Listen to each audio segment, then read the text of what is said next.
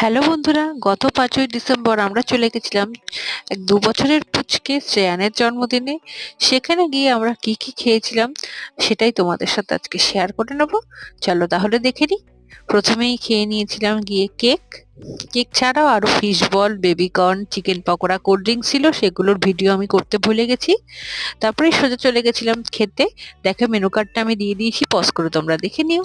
তারপরে পড়ে গেল প্লেটে দেওয়ার সাথে সাথে গরম গরম কচুরি আর ছোলার ডাল পড়ে গেল, কাজু কিশমিশ দেওয়া। তারপরে পড়ে গেল ফ্রেশ ভেটকি মাছের ফিশ রোল, আর সাথে ছিল স্যালাড। এটা খাওয়ার পরেই চলে আসলো মিষ্টি মিষ্টি বাসন্তী পোলাও, সাথে ছিল ঝাল ঝাল কাতলা মাছের কালিয়া, আর ছিল তারপর মাটন কষা। এটা খাওয়ার পরে চলে আসলো আমের চাটনি আর পাঁপড়।